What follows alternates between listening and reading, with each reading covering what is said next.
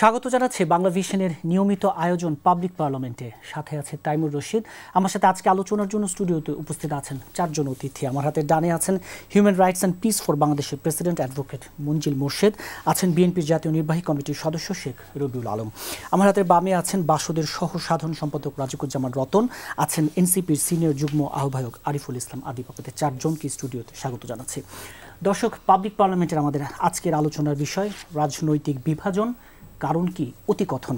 স্টুডিওতে আলোচনা শুরু করতে চাই এনসিপির সিনিয়র যুগ্ম আহ্বায়ক আরিফুল ইসলাম আদিব, আপনাকে দিয়ে। আজকে আলোচনাটা যদিও বক্তব্যটি গত রাতের পঞ্চগড়ে এনসিপির কর্মসূচিতে বিদ্যুৎ বিভ্রাট, নেসকোর কর্মকর্তাদের কলিজা ছিঁড়ে ফেলার হুমকি সার্জিস আলমের। যদিও আজকে রাতে তিনি ফেসবুক পোস্টে এর একটি ব্যাখ্যা দিয়েছেন এবং বলেছেন ঠিক এভাবে বলা ঠিক হয়নি। আমি প্রশ্নটা এভাবে রাখতে চাই, এনসিপির বিভিন্ন নেতাদের এবং দায়িত্বশীল নেতাদের যারা অভ্যুত্থানে একেবারে সামনের সারিতে ছিলেন, তাদের নানা সময় নানা মন্তব্য, এরকম আলোচনা সমালোচনার ঝড় উঠে, যে আমি বলছিলাম অতিকথন, এনসিপি আসলে নিজেরা এগুলো নিয়ে নিজেদের মধ্যে পরে আলোচনা করে কিনা? আরিফুল ইসলাম। ধন্যবাদ আপনাকে এবং একই সাথে আমার সাথে বিজ্ঞ আলোচক সহ আলোচকরা যারা আছেন তাদেরকে ধন্যবাদ জানাই। প্রথমত বিষয় হচ্ছে যে আপনার মাধ্যমে এটা আসছে যে সে গতকালকে মন্তব্য করেছে এবং আজকে আবার সেটার জন্য দুঃখ প্রকাশ করা এবং সেটার বিষয়ে সে কিন্তু করেছে। তো ফলশ্রুতিতে একই সাথে সে একটা অভিযোগও করেছে যে এর পূর্বে তিনবার পঞ্চগড়ে গিয়ে প্রোগ্রাম করেছিলেন এবং তিনবারই এই ওনার বক্তব্যের সময় এই বিদ্যুৎ বিভ্রাটটা হয়েছিল। তো ফলশ্রুতিতে এখানে দুটি বিষয়, একটি বিষয় হচ্ছে যে এই যে বলে সাথে সাথেই যখন এটাকে আবার হচ্ছে আপনার দুঃখ প্রকাশ করা, এটা একটা আপনার ওনার দিক থেকে আমি মনে করি উনি এটা একটা ভালো কাজ করেছেন। আবার একই সাথে একটা বিষয় আপনি বলছেন যে এটা আমাদের পার্টিতে আলোচনা হয় কিনা। এটা তো পার্টিতে অবশ্যই আলোচনা হয়, কারণ উনি যে দুঃখ প্রকাশ করছেন সেটা পার্টিতে আলোচনা বা হচ্ছে ওনাকে যারা অন্যরা আছেন তারাও সেই জায়গা থেকে তাকে বলেছেন, সেই জায়গা থেকে শুধু আজকের এই ঘটনাই না, মানে না, এটা আপনি যদি আমাদের পূর্বের বিষয়গুলো দেখেন, যে আমাদের পাবলিক স্টেটমেন্টে যখনই কেউ কোনো ভুল বা হচ্ছে একটু যেটা আর কি উচিত না, অনেক সময় আমরা বলে থাকি রাজনৈতিক শিষ্টাচারের জায়গা থেকে, এটা করলে কিন্তু সাথে সাথেই সে জিনিসটা পরবর্তীতে তিনি দুঃখ প্রকাশ করেন এবং দলের থেকেও তাকে কিন্তু এটার একটা পাবলিকলি এবং হচ্ছে ইন্টারনালি জবাবদিহিতা কিংবা হচ্ছে তাকেও একটা প্রশ্নের মধ্যে দিয়ে যেতে হয়, যে কোনো ধরনের সে সর্বোচ্চ নেতৃত্ব জায়গা থেকে শুধুমাত্র কমেন্ট করে কিংবা হচ্ছে বক্তব্য দিয়ে তিনি যে পার পেয়ে যান সেটার কিন্তু সুযোগ নেই। আর দ্বিতীয়ত আরেকটা বিষয়টা হচ্ছে যে আমার কাছে যেটা মানে একটা বিষয়, যে অ্যাক্টিভিজম মাধ্যমেতে রাজনীতিতে তাদের পদার্পণ আর কি, সেই জায়গার থেকে অ্যাক্টিভিজমে যেটা হয় যে ধরেন যখন কোটা সংস্কার আন্দোলন, সেটা কিন্তু খুবই টাফ সময় ছিল, কারণ রাষ্ট্রপক্ষ একটা বক্তব্য দিলে তারটা আদায় করে নেওয়ার জন্য রাজনীতি থেকে তাকে কিন্তু সবসময় কড়া ভাষায় ব্যবহার করতে হয়েছে। ফলশ্রুতিতে অ্যাক্টিভিজম থেকে যখন রাজনীতিতে আসে তখন এই যে ট্রান্সফরমেশনটা, যে অ্যাক্টিভিজমের ল্যাঙ্গুয়েজ আর পলিটিক্যাল ল্যাঙ্গুয়েজ, পলিটিক্যাল অনেক ডিপ্লোমেসি ব্যবহার করা হয়, অনেক সময় ঘুরিয়ে বলা হয়, অ্যাক্টিভিজমের জায়গা থেকে হচ্ছে পলিটিক্যাল কারেক্ট থাকার একটা বাসনা থাকে। তো সেই জায়গার থেকে বিষয় যেটা হয়েছে আমার কাছে মানে এটাও আস্তে আস্তে আরও দ্রুতই এটা হচ্ছে এই ধরনের ভাষা ব্যবহারের ক্ষেত্রে তারা সতর্ক হবে। জি, আপনার কাছে আবার আসবো। বিএনপির জাতীয় নির্বাহী কমিটির সদস্য শেখ রবিউল আলম, আপনি একটি বড় দলের রাজনীতি করেন, এই যে এইভাবেই প্রশ্নটা রাখতে চাই, শুধু এই ঘটনাই না, এই যে রাজনীতিবিদরা নানা সময় মাঠের এমন সব মন্তব্য করে ফেলেন, তাতে রাজনীতিতে মানে দূরত্ব তৈরি হয়, ভুল বুঝাবুঝি হয় এবং এটা শেষমেশ অনেক দূর গড়ায়। আবার ওই যে শেষমেশ বলা হয় যে মাঠের বক্তব্য তো থাক, কিন্তু যে রাজনীতিতে একটা পরিশীলিত বোধ থাকা, পরিমিতি বোধ থাকা, কীভাবে দেখেন? না, এটার অভাব আছে। ধন্যবাদ সহালোচক যারা আছেন এবং সঞ্চালক আপনি সহ যারা এই মুহূর্তে বাংলা ভিশনের সাথে যুক্ত আছেন। হ্যাঁ, এটা একটা ঘাটতি বাংলাদেশে আছে, সেটা রাজনীতিবিদ বলেন, আমাদের বিশেষজ্ঞ পর্যায়ে যদি বলেন, এজ এ নেশন হিসেবে আমাদের এই ঘাটতিটা আছে, যে আমরা মানে একটু সহিষ্ণু হওয়া, একটু অ্যাবজর্ব করার ক্ষমতাটাকে আরও বৃদ্ধি করা, পরমত সহিষ্ণু যদি আপনি বলেন, আবার প্রাসঙ্গিকতার বাইরে গিয়ে কথা বলা, ক্যামেরা দেখলে অথবা কিছু অডিয়েন্স পেলেই নিজেকে জাহির করার একটা প্রবণতা, প্রাসঙ্গিকতা থাকুক আর না থাকুক, এইটা আমাদের মধ্যে আছে, জাতিগতভাবে আছে, রাজনীতিবিদদের মধ্যেও আছে। এখন এতে অনেক ভুল বুঝাবুঝি হচ্ছে, জাতি বিভাজিত হচ্ছে, যেখানে ঐক্য দরকার সেখান থেকে দূরত্ব বাড়ছে। আবার ধরেন এই বলায় প্রতিযোগিতাও চলছে, এরকম বলা একটা সময় বাংলাদেশে সমাদৃত হয়েছে, আমার এখনো মনে পড়ে শফিউল আলম প্রধান যে সমস্ত জনসভায় যেতেন না কেন ইন্ডিয়ার বিরুদ্ধে কয়েকটা ঝাঁঝালো জোরালো কথা বলে চলে আসছে, মানুষ বাহবা দিয়েছে এক সময়। কিন্তু এটা যে পরিবর্তন হয়েছে সেই মেন্টালিটি এখন আর সাধারণ মানুষের নাই। সাধারণ মানুষ প্রাসঙ্গিক কথা শুনতে চায়, গঠনমূলক সমালোচনা চায়। সাধারণ মানুষ দেখে যে আপনার বক্তব্যের মধ্যে, ভাবনার মধ্যে রাষ্ট্রের স্বার্থ আছে কিনা, সাধারণ মানুষের স্বার্থ আছে কিনা, দলটাকে আপনি কীভাবে রিপ্রেজেন্ট করছেন, এইগুলি মানুষ এখন অনেক বিচক্ষণতার সাথে বিবেচনা করে। কিন্তু সেই ভাবে আমাদের রাজনীতিবিদদের পরিবর্তনটা হয়নি, মানসিকতার পরিবর্তনে কিছুটা ঘাটতি এখনো পর্যন্ত আছে। কিন্তু পরিবর্তন হচ্ছে, কিন্তু যত দ্রুত হওয়া উচিত ছিল সেভাবে হয়নি। আরেকটা জিনিস আছে যে আমাদের দেশের রাজনীতিতে ধরেন একে অপরকে বা প্রতিপক্ষকে একটু আক্রমণ করা, ঘায়েল করা, আক্রমণ করতে গিয়ে আবার সীমা লঙ্ঘন করা এবং সেটাতে কিছু লোকের বাহবা পাওয়া, এই জায়গাগুলি তো আছে। আর রাজনীতি যেহেতু সুষ্ঠু প্রতিযোগিতার ঘাটতি আছে, জনগণের উপর নির্ভর করার মানসিকতারও অভাব আছে। বড় দলগুলি হয়তো করে, কারণ তারা বারবার জনগণের কাছে নির্ভর করে মূল্যায়ন পেয়েছে, সমর্থন পেয়েছে, ক্ষমতায় যাওয়ার সুযোগ হয়েছে। ছোট রাজনৈতিক দল বা নতুন রাজনৈতিক দল, তারা জনগণের উপর আস্থাতে কিছু অনেক সময় ঘাটতি থাকে, যার ফলে তারা নিজেদেরকে একটু অন্যভাবে উপস্থাপন করার চেষ্টা করে, অন্যদেরকে আক্রমণ করার চেষ্টা করে, আক্রমণটাই মানে বিজয়। এই মানসিকতাটার বাইরে আসা যায়নি। যেমন ভালো বলছে যে দুঃখ প্রকাশ করেছে এটা সার্জিস আলম, এটা ইতিবাচক। কিন্তু আপনি দুঃখ প্রকাশ করলেই কি নেচারটা চেঞ্জ হয়ে যাবে? নিশ্চয়ই তা না। উপলব্ধি থেকে করলে একরকম, কিন্তু আমরা দেখতে পাচ্ছি যে হ্যাঁ, সে যেটা বলেছে সেটা একটা কারণ আছে, যা সংগ্রামের মধ্য দিয়ে আসছে। অতএব প্রত্যেকটা বাক্যের মধ্যে সংগ্রাম চলে আসে। কিন্তু সংগ্রাম আর অন্যকে আহত করা, অন্যকে ধরেন নিগৃহীত করার মতো শব্দ ব্যবহার করা, তুচ্ছতাচ্ছিল্য করা দল বা ব্যক্তি বা সংস্থাকে, এইটা কিন্তু রাজনৈতিক শিষ্টাচার না। অতএব এই জায়গা থেকে বেরিয়ে আসার জন্য শুধু দুঃখ প্রকাশ না, আরও সচেতন হওয়ার প্রয়োজন আছে, আরও রাজনীতিতে ব্রত হওয়ার প্রয়োজন আছে, এবং আরও ধরেন যেটাকে বলবো কারেকশন হওয়ার প্রয়োজন রয়েছে। সেটা করলে ভালো, এইটুকু হয়তো ক্ষমা শুধু। কিন্তু আমি তো এনসিপির শুধু সার্জিস আলম কেন, অনেক নেতাদেরই দেখছি, সব নেতাদেরই দেখছি, দু একজন ছাড়া। আজকের আমাদের সহ আলোচক বেশ মার্জিতভাবে বলে, কিন্তু অধিকাংশ নেতাকেই দেখছি যে তারা যেভাবে বলতে পছন্দ করে সেটা রাজনীতি কিনা, তার মধ্যে রাজনীতির বক্তব্য থাকে কিনা, কোনো গণগত ধরেন উপাদান থাকে কিনা, সেগুলি নিয়ে তো সন্দেহ বাড়ছে। আর বাড়ছে বিদায় কিন্তু আমার মনে হয়, আমি খোলামেলাই বলি, এনসিপি যে মহত্ব, গুরুত্ব এবং যে আদর্শ নিয়ে, যে ভাবমূর্তি নিয়ে মানুষের কাছে এসেছিল বা আসতে চেয়েছিল, সেই জায়গাটা ভাটা পড়েছে। অতএব তারা সতর্ক হলে নিশ্চয়ই আবার ঘুরে দাঁড়াতে পারবে, আর সতর্ক না হলে এই প্রক্রিয়া চলতে থাকলে তাদের রাজনীতিতে ঝুঁকিতে পড়ার সম্ভাবনা থাকবে। জি, বাসদের সহ সাধারণ সম্পাদক রাজিকুজ্জামান রতন, এই যে রাজনীতিতে অতি কথন, ঘায়েল করার প্রবৃত্তি, আগের রাজনৈতিক সংস্কৃতির পরিবর্তন এলো কোথায় তাহলে? ধন্যবাদ। রাজনীতি হচ্ছে রাষ্ট্র পরিচালনার নীতি। এটা তো যুক্তির ব্যাপার, এটা তর্ক করার ব্যাপার, এটা কখনো কখনো বিপক্ষ মতকে তার চেয়ে উন্নততর যুক্তি দিয়ে পরাস্ত করার ব্যাপার। কিন্তু আমাদের এখানে ঘটনাটা কীরকম দেখবেন, সোশ্যাল সাইকিটা কীরকম, কেউ যদি খুব তেজি হয় তাহলে তাকে বলে মানে বাঘের বাচ্চা। বাঘ মানে কি, মানুষকে খেয়ে ফেলতে পারে কিংবা আক্রমণ করতে পারে। আর যদি কেউ খুব পরিশ্রমী হয় তাহলে গাধার মতন খাটে।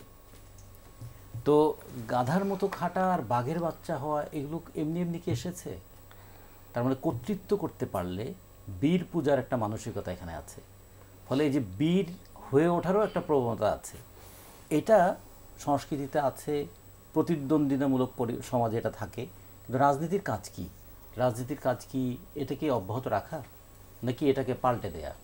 পাল্টে দিয়ে এটা বলা যে আচ্ছা, দেশের কৃষি নিয়ে আপনাদের ভাবনাটা কি, শিল্প নিয়ে ভাবনাটা কি, বেকার সমস্যাটা সমাধান করবেন কিভাবে?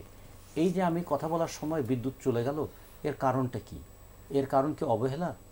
বিদ্যুৎ কি প্রয়োজনীয় বিদ্যুৎ উৎপাদন হয়নি সেটা? বিদ্যুৎ বিতরণ লাইনে কোনো সমস্যা ছিল, নাকি এটা কর্তৃপক্ষের অবহেলা? তো এগুলো একটু খুঁজে বের করা দরকার, মানুষকে একটু ভাবিয়ে তোলা দরকার। কিন্তু এই ভাবিয়ে তুলতে গেলে একটু সময় লাগে। তার চাইতে থাপ্পড় মারা সহজ। টেবিলে থাপ্পড় মেরে কথা বললে তার গুরুত্ব বাড়ে, আর যদি যুক্তি করে কথা বলে তাহলে তাকে পাত্তা না দিলেও চলে। এরকম একটা মানসিকতা সমাজে তৈরি হয়েছে, এবং এই মানসিকতাটাকে না পাল্টাতে পারলে আমরা যতই ফ্যাসিজমের বিরুদ্ধে কথা বলি না কেন, প্রত্যেকে অন্তরে ছোট ছোট একটা করে ফ্যাসিস্টকে লালন করি, এবং আমরা ফ্যাসিস্টদেরকে পূজাও করি।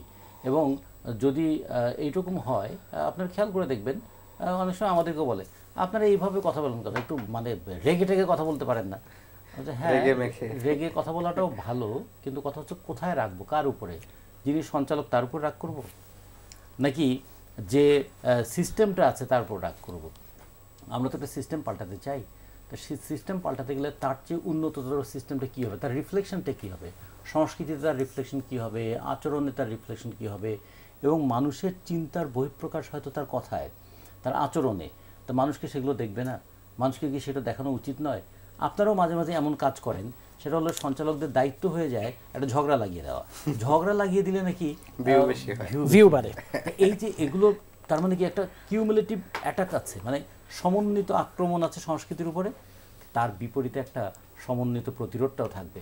যে হ্যাঁ, যত কিছুই হোক, আমরা তো রাজনীতি করতে আসছি, আমার সঙ্গে তো তার ব্যক্তিগত কোনো বিরোধ নাই।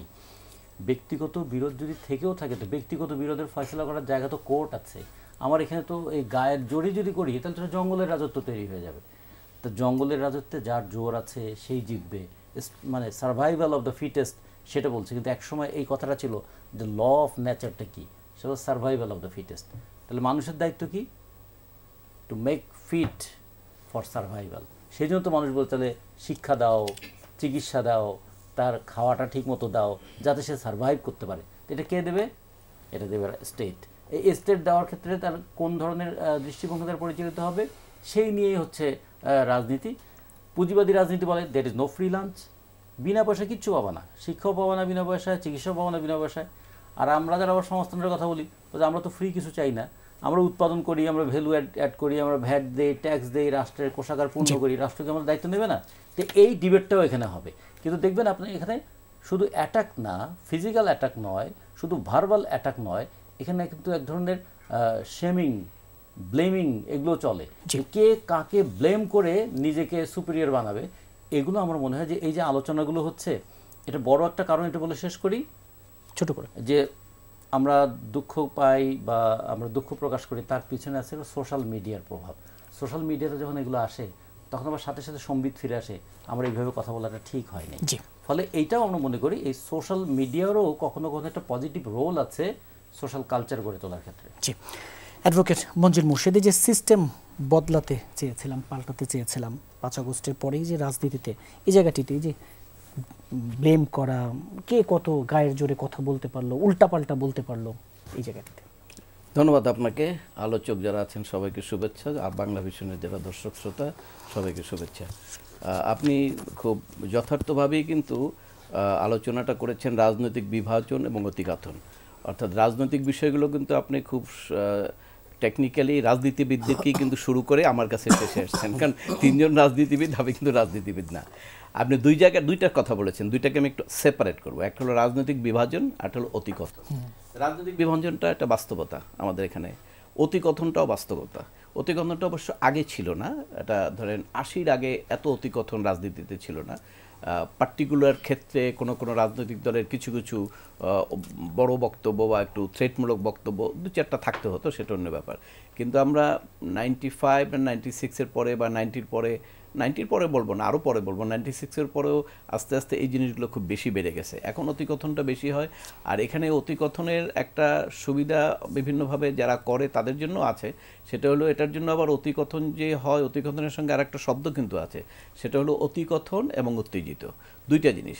এখন আমরা এই জিনিসটা অনেকে বুঝতে চায় না যে অতিকথন এবং উত্তেজনা দুইটাই কিন্তু সাধারণ মানুষ পছন্দ করে না। যেটা কেন করে না আপনারা দেখবেন, আপনাদের অভিজ্ঞতাতেই দেখেন, এই টকশো একসময় কত পপুলার ছিল, কিন্তু আপনারা অতিকথন এবং উত্তেজনা করে টকশোতে কিন্তু মানুষ খুব একটা ইন্টারেস্টেড নাই এখন, এবং সেটা কমে গেছে, এবং এই একটা কারণেই।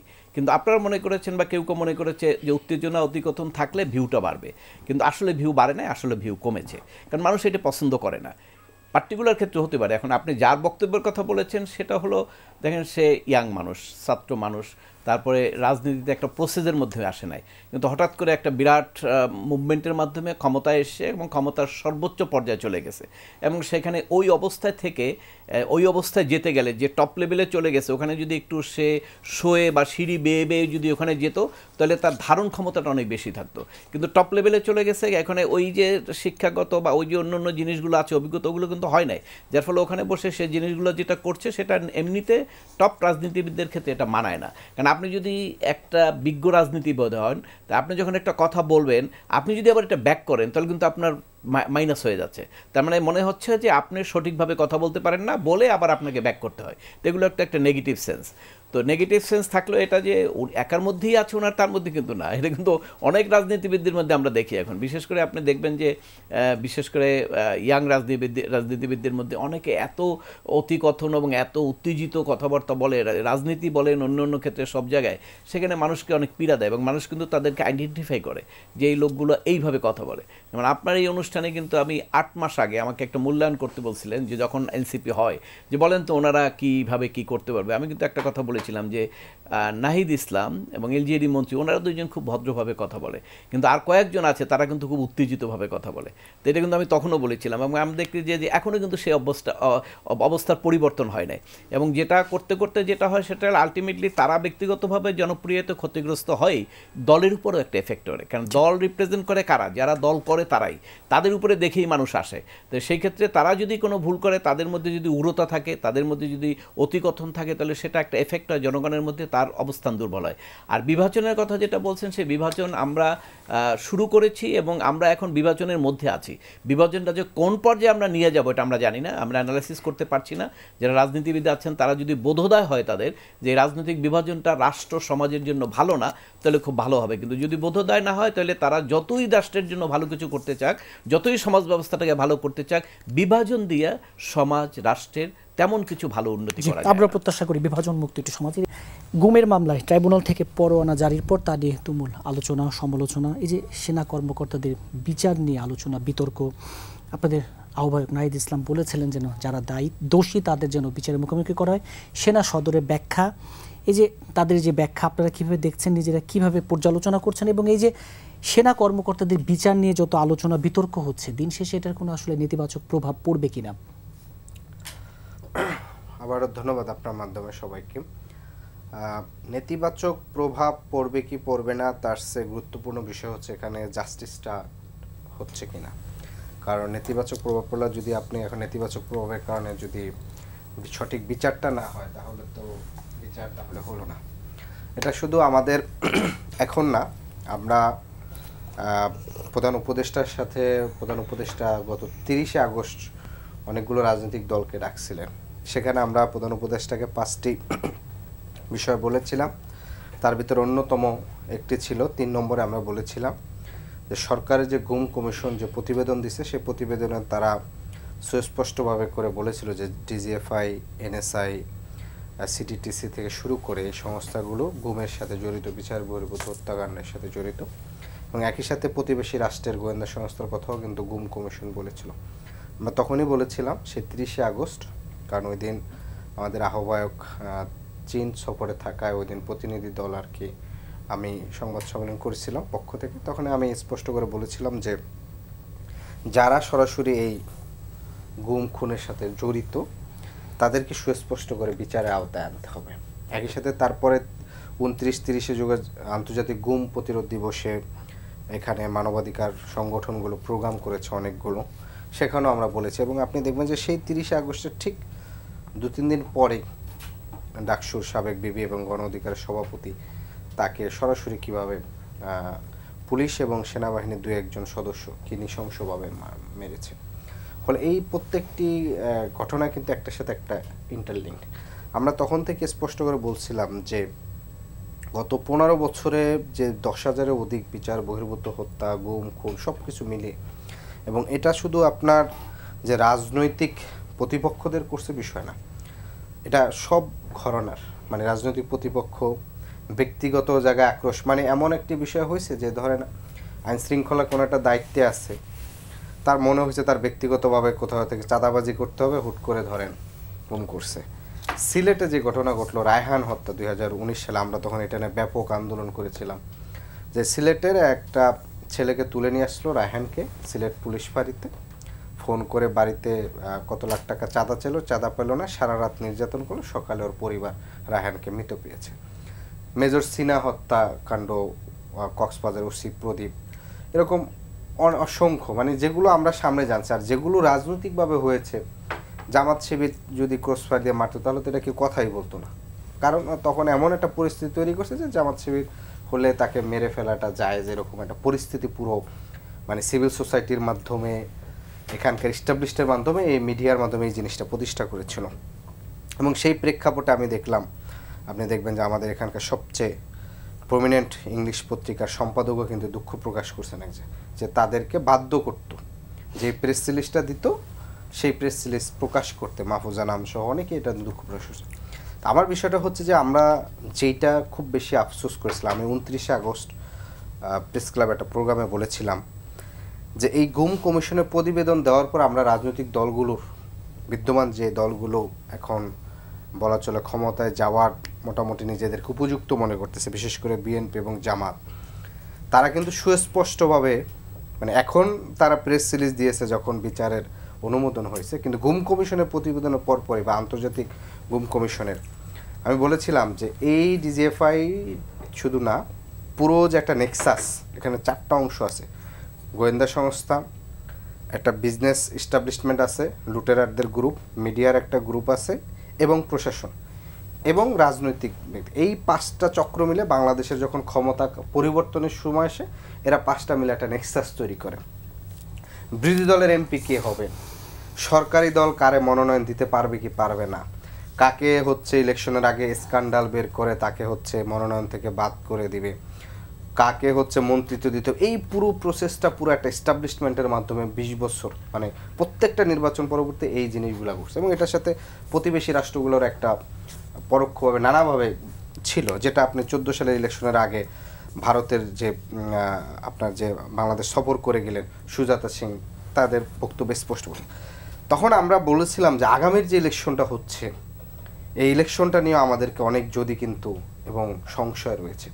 সে জায়গা থেকে আমি আহ্বান করেছিলাম, বিশেষ করে বলেছিলাম যে অন্তত বিএনপি জামাতের প্রধান নেতারা তারা এটা অন্তত সুস্পষ্ট করে বলুক যে এই সংস্থার যারা সরাসরি গুম নেক্সাসের কথা বলছেন জড়িত, তাদেরকে বিচার করে আনা হোক, না হলে এই নেক্সাসই নেক্সট ইলেকশনকে তাদের সেই পুরনো শখ অনুযায়ী করবে। যাই হোক, আমরা কিন্তু তখন দেখেছিলাম নুরুল হক নূরের উপর যখন মারার পরে বিএনপি এবং জামাতে যে স্টেটমেন্ট দিয়েছিল, সেখানে সেনাবাহিনীর নাম পর্যন্ত উল্লেখ করে না।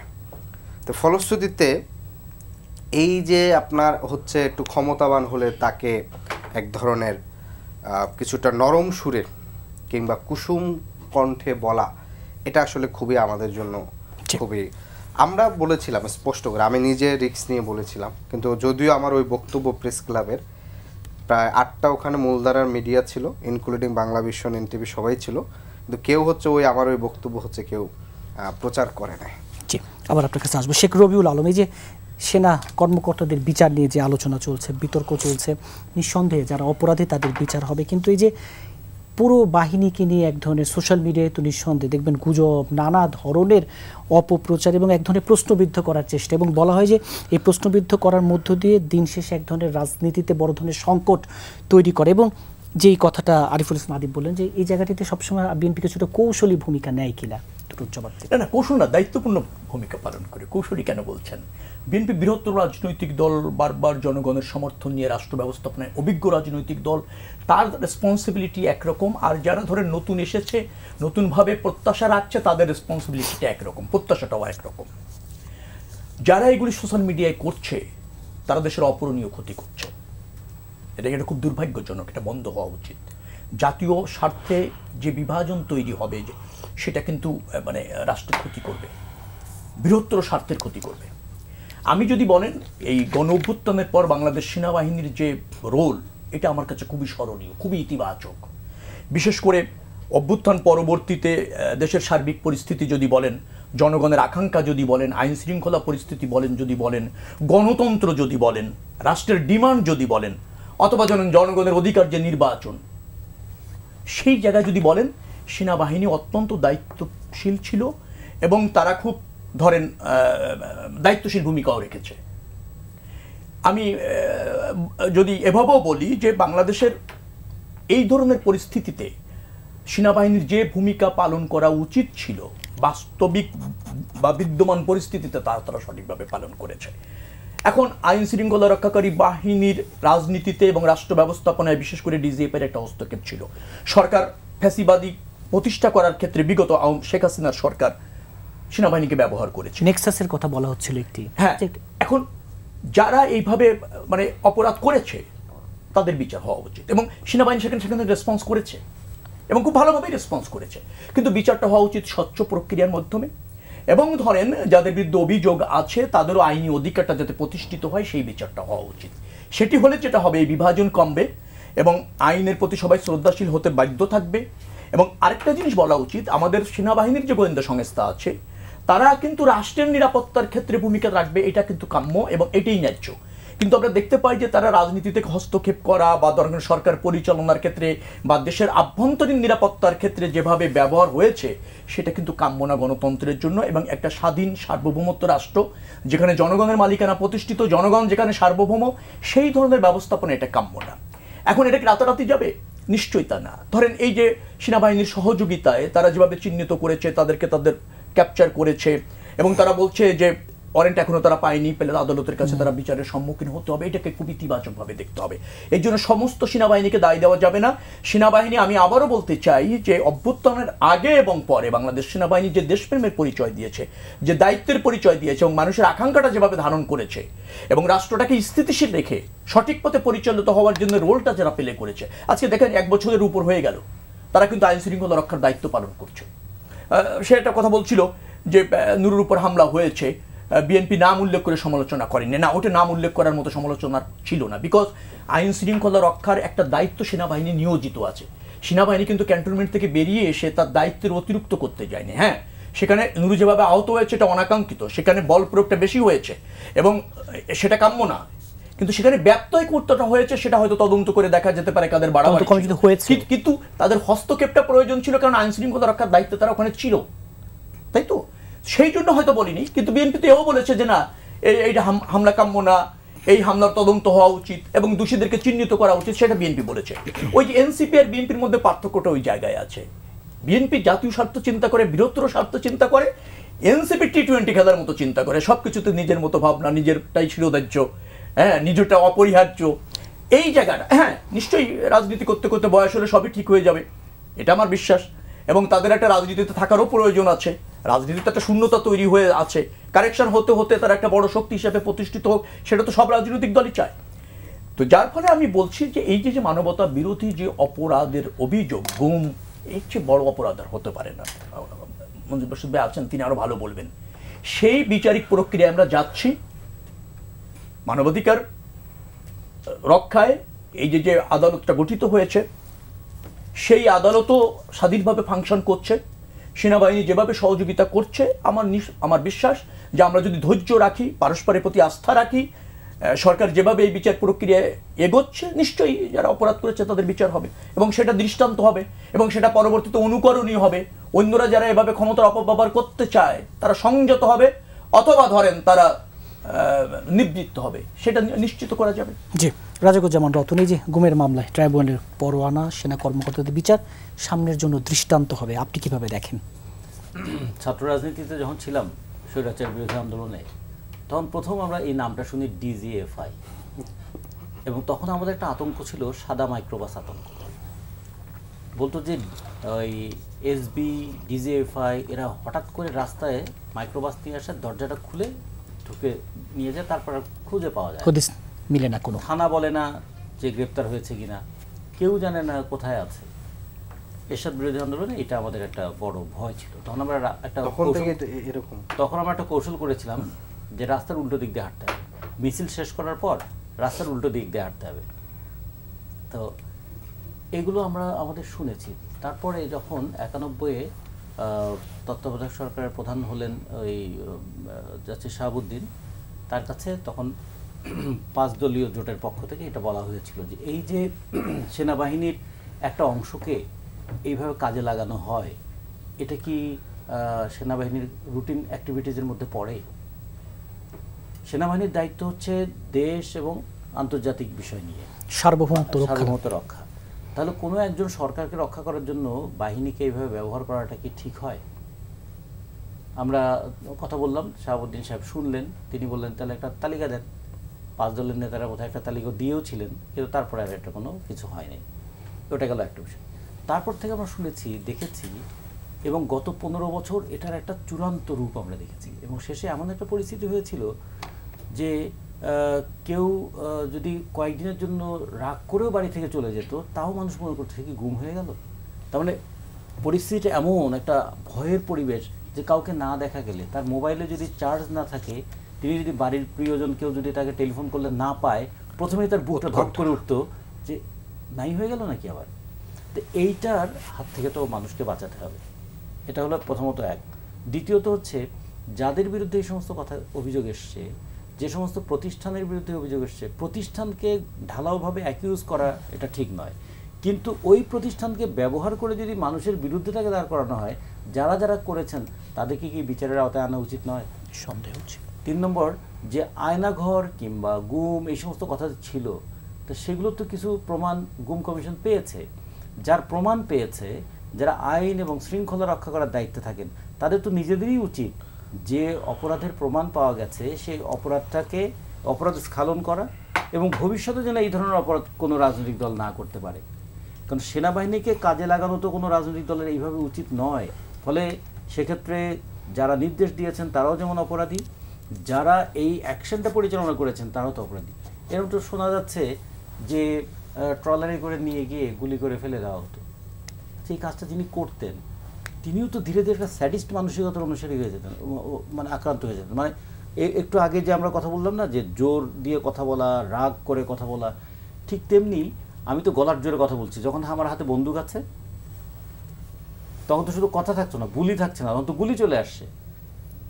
আমি তো ধমক দিলে তবুও সরি বলা যাবে, কিন্তু একটা মানুষকে হত্যা করে ফেললে তো আর সরি বলার কিছু নাই। এই জন্য বলা হয় a second to kill but a life to justice. বলে একজন মানুষকে হত্যা করতে 1 সেকেন্ড লাগে, কিন্তু তার বিচার পেতে গেলে সারাটা জীবন হয়তো চলে যায়, তার বংশ পরম্পরায় হয়তো তার বিচারটা পায় না। ফলে আমরা এই জায়গাগুলোতে আমরা মনে করি যে যাদের হাতে আর্মস থাকবে তাদের নিয়ন্ত্রণটাও বেশি থাকতে হবে। যার কাছে ক্ষমতা থাকে তার তো সেই সংস্কৃতিটাও থাকতে হবে, তার ক্ষমতা যেন অন্যের আতঙ্কের কারণ না হয়। এবং যে বাহিনী মানুষকে নিরাপত্তা দেওয়ার কথা, তারা যেন মানুষকে নিরাপত্তাহীন করে না তোলে। ফলে যে বিচারের প্রশ্নটা এসছে, এই বিচারটা যেন সুষ্ঠু হয়, এই বিচারটা যেন একটা দৃষ্টান্ত স্থাপন করে, এবং ভবিষ্যতে আমরা যেন আমাদের জনগণের পয়সায় তৈরি করা যে বাহিনী, জনগণকে সুরক্ষা দেবে বলে যে বাহিনী, সেই বাহিনী যেন জনগণের সামনে আতঙ্কের প্রতিমূর্তি না হয়, সেটা আমাদের একটু দেখতে হবে। নিঃসন্দেহে। অ্যাডভোকেট মজিল মুর্শিদ, এই যে সেনা কর্মকর্তাদের বিচার নিয়ে আলোচনা বিতর্ক, ঠিক কোন আইনে বিচার, এবং এই যে স্বরাষ্ট্র উপদেষ্টা জানিয়েছেন আইন অনুযায়ী সিদ্ধান্ত, আসলে আইন কি বলছে, এই জায়গাগুলো যদি একটু আপনি। ধন্যবাদ আপনাকে। দেখুন, আমাদের সেনাবাহিনী এটা কিন্তু একটা বিশেষ ফোর্স, এটা সরকারের রেগুলার অ্যাক্টিভিটিসের কোনো ফোর্স না। আমাদের দেশের সার্বভৌমত্ব রক্ষার জন্য তাদেরকে তৈরি করা হয়, তাদের ট্রেনিংও ওই রকম, এবং তাদের যে ডিসিপ্লিন, আপনি ধরুন সচিবালয়ে একজন সচিব একজনকে অর্ডার দিল ডিসি রে তুমি এটা করো, যদি ইলিগাল হয় ডিসি বলতে পারে যে না আমি এটা করতে পারবো না, এবং সেক্ষেত্রে উনি এইটাই করতে পারবে, ডিসিকে ওখান থেকে সরাই নিয়ে আসতে পারবে, অথবা ওনার মধ্যে একটা এসিআর এ ব্যাড কমেন্ট করতে পারবে, দ্যাটস, আর কিছু করতে পারবে না। কিন্তু সেনাবাহিনীতে যখন ওনার কমান্ডার ধরেন ব্রিগেডিয়ার বললো এক মেজরকে তুমি এটা গুলি করো, ও কিন্তু গুলি করা ছাড়া ওর কোনো অল্টারনেটিভ নাই। কারণ সে যদি ওর কমান্ড ফলো না করে তাহলে কিন্তু তার অবস্থা ওখানে একদম কোর্ট মার্শাল হয়ে তার চাকরি চলে যাবে। আপনাদের খেয়াল আছে বিডিআর বিদ্রোহের পরে আপনার 56 জন যে সেনা সদস্য মারা গেল, তাদের বন্ধুবান্ধবরা অনেক ক্ষুব্ধ হয়েছিল, এটা হওয়ারই কথা, আমাদের দেশে আমরাও ক্ষুব্ধ হয়েছিলাম। এবং প্রথম যখন প্রধানমন্ত্রী ওখানে গিয়েছিল, সেখানে বেশ কিছু সেনা অফিসাররা কিন্তু অনেক উত্তেজিতভাবে হার্ড টক করেছিল, এবং আপনি পরবর্তীতে জানেন যে একজনও কিন্তু সেই ইয়েতে থাকতে পারে না, কিন্তু তারা কিন্তু খুব রিজনেবলি তাদের একটা মেন্টাল কারণেই কিন্তু তাদের বলতে বাধ্য হয়েছিল, তার কলিগ তার কোর্সমেটকে মেরে ফেলা হলো, সে কথা বলবে না, এটা তো একটা ইমোশন বলবে, কিন্তু ওই কথা বলার কারণে কিন্তু একটা সেনাবাহিনীর অফিসার কিন্তু আর সেখানে ছিল না। এই কনসিকুয়েন্সগুলো আপনাদেরকে চিন্তা করতে হবে। এখন যদি আপনি বলেন মূল ঘটনাটা বের করেন, যে এই গুম খুনের সঙ্গে নেতৃত্ব কারা দিয়েছেন, কারা করেছেন, সেগুলো করতে হবে, কিন্তু সেগুলো করতে যে যদি আপনি যদি সমস্ত কিছুকে জড়িয়ে ফেলেন তাহলে কিন্তু সেটার রেজাল্ট আবার যে খুব ভালো হবে তা বলা যাবে না। কারণ আপনি যদি লোম বাঁচতে যান কম্বল নাও থাকতে পারে, তাই না? আপনি কিন্তু সবাইকে ইচ্ছা করলে কিন্তু আপনি সবাইকেই আটকাতে পারবেন, সেইটা একটু সতর্কভাবে দেখা দরকার। কারণ আমাদের কিন্তু একটা নিরাপত্তা বাহিনী, আর্মির মতো একটা প্রতিষ্ঠান দরকার, কারণ আমাদের দুই দেশে দুই পাশে যারা আছেন সেখানে আমাদের নিরাপত্তার জন্য এটা কিন্তু দরকার, এবং এটাকে স্ট্রং করা দরকার। আসল কাজটা এখন পর্যন্ত কেউ করে নাই। এই যে অনেকে বড় বড় বক্তৃতা দিতেছে সরকার যারা চালাচ্ছে যে সেনাবাহিনীকে রাজনীতি আনা যাবে না, আপনারা জানেন যে সেনাবাহিনীতে রাজনীতি কে আনে, কোন হ্যান্ডস আনে? এই ডিজিএফআই। এই ডিজিএফআই কার অধীনে? প্রধানমন্ত্রীর অধীনে। এখন কার অধীনে? প্রধান উপদেষ্টার অধীনে। উনি কি এটা আইন করেছেন যে না আমার প্রধান উপদেষ্টার অধীনে আর্মি থাকবে না, আর্মি থাকবে সেপারেট? উনি তো এটা করেন নাই। উনি না করে ওই শেখ হাসিনার সময় ওখানে ডিজিএফআই যে আনছিল তাকে আপনি ধরলেন, আবার আপনি চলে যাবেন বিএনপি আসবে, বিএনপির সময় আবার যে ডিজিএফআই থাকবে তারা আবার তাকে ব্যবহার করবে, তো প্রতিষ্ঠানই দুর্বল হবে। আপনি প্রতিষ্ঠানকে দাঁড় করাতে পারবেন না। যেটা করা দরকার সেইটা করেন। আপনি বলেন যে ডিজিএফআই রিপোর্ট করবে নট টু প্রাইম মিনিস্টার, ও রিপোর্ট করবে শুধু, নর্মালি তো ডিজিএফআই স্পেলিং থেকে বলেন director general of forces intelligence, মানে আপনার ফোর্সের ভিতরে ওদের তথ্য, গোপন তথ্য, ইন্টেলিজেন্সের তথ্য নিয়ে দিবে। কার কাছে দিবে? দেওয়ার কথা প্রধানের কাছে। প্রধানের কাছে দিলে সে ফোর্সটাকে মেনটেন করতে পারবে, ডিসিপ্লিন মেনটেন করতে পারবে। এইটাকে একসময় করে দিল কি, ডিজিএফআইকে একটু রাজনৈতিক হাতিয়ার দিয়ে এটা প্রধানমন্ত্রীর অফিসকে করে দিল, যার ফলে হলো কি তারা পলিটিসাইজ হয়ে গেল। এবং ডিজিএফআইতে যারা চাকরি করলো তারা সবচেয়ে হাইয়েস্ট মানে আমাকেও একবার যে কোনো একটা মামলার কারণে আমিও বেশ অতিষ্ঠ হয়ে শেষ পর্যন্ত আমাকে ওখানে গিয়ে ঢুকে পড়তে হয়েছিল। যাক, সেটা আমি নাই বললাম। তো সেখানে এইখানে যেখানে অবস্থা, সেখানে আপনাকে যেখানে হাত দিতে হবে সেই জায়গাটা আপনি হাত দিচ্ছেন না। আপনি বলেন যে ভবিষ্যতে আপনি বিচার তো করবেন, এটা ঠিক আছে, এটা আমি দ্বিমত করছি না, বিচারটা করবেন, কিন্তু সঠিকভাবে বিচার করা এবং যাতে আপনার কোনোভাবে প্রতিষ্ঠানগতভাবে এটার কোনো এফেক্ট না হয়, একটা জিনিস। সেকেন্ড হল আপনাকে ভবিষ্যৎ রোধ করেন। ভবিষ্যৎ রোধ করার জন্য আপনি বলেন যে ডিজিএফআই রিপোর্ট করবে আর্মির চিফকে, আর আর্মির চিফ করবে রাষ্ট্রপতিকে। এর মধ্যে পলিটিক্যাল পার্টি যারা পাওয়ারে থাকবে তাদের সঙ্গে কোনো সংস্রব নাই। দেশে যুদ্ধ লাগলে ঘোষণা দিবে পার্লামেন্ট, যুদ্ধ হবে, অর্ডার যাবে, সেনাবাহিনী তার ফোর্স নিয়ে নেমে যাবে, এইটুকুই। আসতেছি আমি, এর বাইরে যদি আপনি তাদেরকে এই ক্যাটাগরিটা যদি আপনি না করেন, তাহলে এই আজকে যে সমালোচনা হচ্ছে, এই সমালোচনা 10 বছর পরে আর এক ফর্মে আসবে, এটা আপনি রোধ করতে পারবেন না। ধরেন আপনি কিছুদিন আগে, আপনারা জানেন কিনা আমি জানি না, ক্যান্টনমেন্ট থেকে আপনারা যাওয়া আসা করেন, 10 বছর আগেও, মানে এই 9 পরে 12 আগে ক্যান্টনমেন্টে কোনো প্রধানমন্ত্রীর কোনো অফিস ছিল না ক্যান্টনমেন্টে। এইটা প্রধানমন্ত্রী অফিস পর্যন্ত ওখানে করা হয়েছে, এবং সে প্রধানমন্ত্রী অফিস করার কারণে সে ওখানে অফিস করে, তাহলে আর্মির সঙ্গে আর বেশি সংযোগ হয়ে গেল না? তাহলে পলিটিক্যাল পার্টি যারা ক্ষমতা আছেন তারা যদি আর্মির সঙ্গে বেশি সংযোগ হন, তাহলে ওই আর্মিকে সাথে ব্যবহার করবেন। ব্যবহার করাটা খুব স্বাভাবিক, কারণ যখন দেখে যে প্রমোশন, পদোন্নতি, চাকরি সব কিছু একজন দলের উপরে নির্ভর করে, তখন ওই লোকটা তো সাধারণ ঘরের ছেলে পেলে, তো একটা চাকরি তো একটা বিরাট ব্যাপার। আপনি ধরেন একটা সাংবাদিকতা করতেছেন, আপনার মনেও আছে আজকে অনেক সাংবাদিকরা তো জব হারিয়েছেন, তাদের একটা খুব কষ্ট হচ্ছে না? কষ্ট হয়তো। এখানে তো আমাদের সবাই তো আর এখানে সচ্ছল না, কিছু লোক সচ্ছল আছে, ব্যবসা বাণিজ্য করে। তো সেই জায়গা থেকে তাদের এই নিরাপদে কাজ করার জন্য, দেশের জন্য, রাষ্ট্রের প্রতিরক্ষার জন্য কাজ করার জন্য তাদের যেটা করা দরকার, আপনি সেটাকে করেন ইন্ডিপেন্ডেন্ট। তারা ডিজিএফআই এখানে থাকবেই না প্রধানমন্ত্রী প্রধান উপদেষ্টার সঙ্গে। প্রধান উপদেষ্টার সঙ্গে কেন? আমি তো হাইকোর্টে এখনও ইয়েতে আপনার যেটা শেখ হাসিনার সময় ছিল, হাইকোর্টে যে আর্মিদের ডিজিএফআই লোকজন ছিল, এখনও তো আছে। কেন থাকবে? থাকার তো কোনো কারণ নাই। আপনারাই তো বলতেছেন যে আর্মিকে ব্যবহার করছে। আর্মিকে ব্যবহার করার জন্য সূত্র রেডি করে রাখেন, তা আর্মিকে আজকে ওনারাও ব্যবহার করবে, আমি গেলেও ব্যবহার করবো, সবাই ব্যবহার করবেন।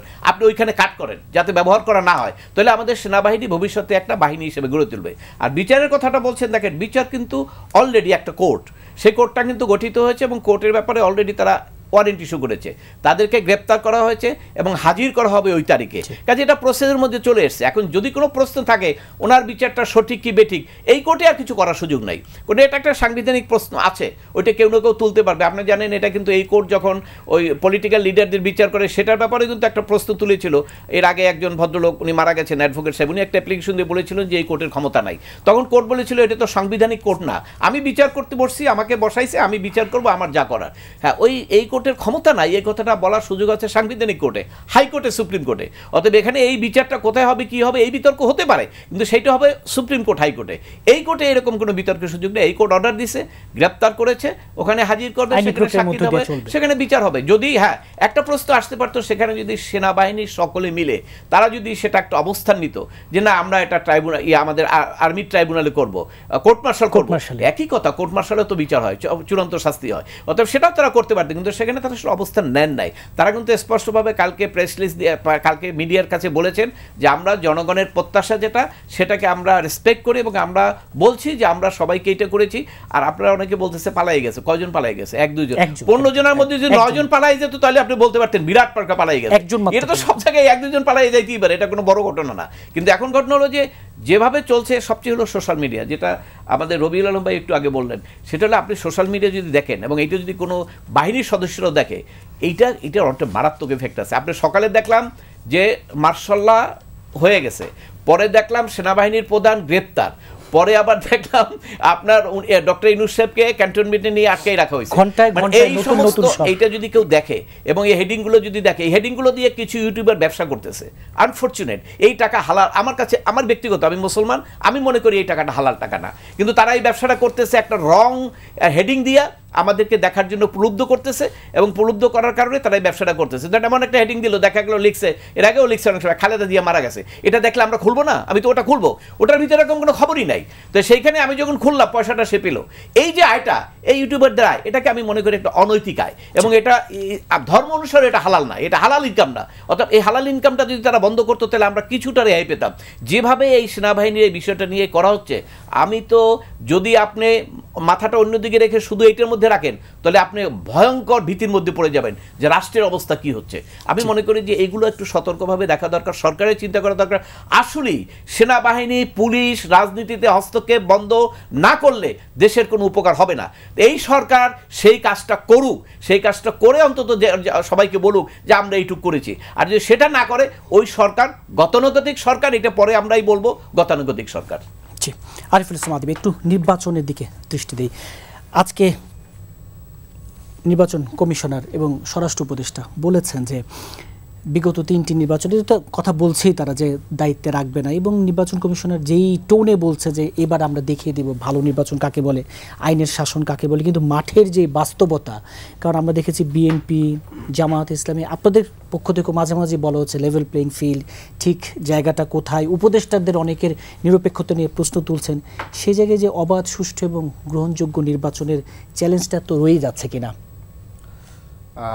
প্রথমত আমি আপনার এই প্রশ্নটা অ্যান্সার করার আগে জাস্ট ভাইদের একটু করি, সেটা হচ্ছে যে বিডিআর বিদ্রোহ, এটার এই শব্দটার মাধ্যমে কিন্তু আওয়ামী লীগ একটা ন্যারেটিভ এস্টাবলিশ করে নিরপরাধ বিডিআরকে বিদ্রোহ বলে তার উপরে যে অফিসারটা জাস্টিফাই করা, এটাকে আমরা যদি পিলখানা হত্যাকাণ্ড বলি তাহলে আমার মনে হয় এটা একটা ভালো জায়গায় এটা হয়। আরেকটা হচ্ছে যে রবিউল ভাই বললেন যে বিএনপি যেহেতু কয়েকবার ক্ষমতায় আসছে, অনেক পুরনো রাজনৈতিক দল, সেই জায়গার থেকে তারা সরাসরি আমাদের মতন বা আমাদের ভাষায় কথা বলে না। কিন্তু এখানের আমাদের আরেকটা দৃষ্টিভঙ্গি আছে, সেটি হচ্ছে যে দেখেন, এই যে আমরা যেভাবে বলছি বা ভাইও বললেন যে পুরনো যে নেক্সাস, এই নেক্সাসটা আমি ভাঙার জন্য আমি চাইলে যতটা না ভাঙতে পারবো, তাদের ভারপ্রাপ্ত চেয়ারম্যান তার একটা স্টেটমেন্ট আরও দ্রুত ভাঙবে, কারণ নেক্সট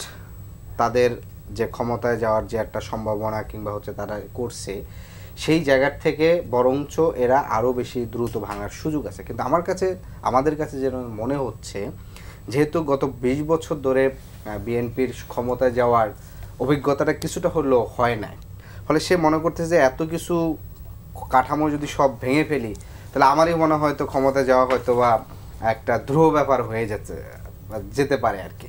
ফলশ্রুতিতে আপনি দেখবেন যে এখানকার যে মিডিয়া এস্টাবলিশমেন্ট যেভাবে আছে, কিছু কিছু জায়গায় জাস্ট হচ্ছে আপনার সিও চেঞ্জ হয়েছে কিংবা হচ্ছে চিফ রিপোর্টার চেঞ্জ হয়েছে, কিন্তু পুরনো জায়গায় জাস্ট আওয়ামী লীগের জায়গায় বিএনপির আসছে, কিছু জায়গায় জামাতের অনেক প্রতিষ্ঠান, মিডিয়ার প্রতিষ্ঠানের জায়গায় তাদের বসছে।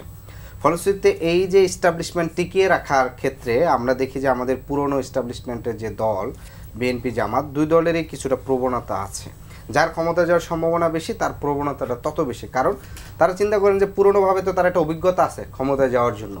ফলে এইটা আমার কাছে মনে হয় এই দৃষ্টিভঙ্গিটা পরিবর্তন করা উচিত একটু বৃহত্তর স্বার্থে, কারণ আমরা সাহস নিয়ে করব, ফলে রিস্কটা আমাদের বেশি।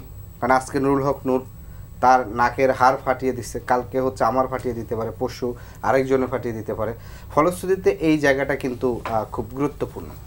এরপর আপনি বলছেন যে স্বরাষ্ট্র উপদেষ্টা, লেভেল প্লেইং ফিল্ড এবং জায়গা, এই যে এখানে একটা গুরুত্বপূর্ণ বিষয় দেখেন, 2008 সালে 111 এসেই রাজনৈতিক দলগুলোর জন্য নিবন্ধন প্রক্রিয়া একটা নতুন আইন করে নিবন্ধন প্রক্রিয়ার মধ্যে নিয়ে আসলো।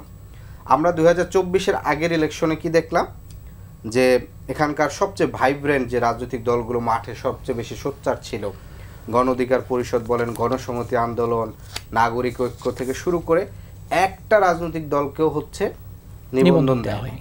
নিবন্ধন দিছে কি বিএনএম, বাংলাদেশ ন্যাশনালিস্ট মুভমেন্ট। কেন দিছে? যেহেতু বিএনপি নির্বাচনে নাই, তাহলে বিএনএম থাকলে বাহিরের রাষ্ট্রের ওই যারা পর্যবেক্ষক ভুয়া তাদেরকে বুঝাইতে সুবিধা হবে যে না, এই যে বিএনপি জাতীয়তাবাদীপন্থী দল আছে।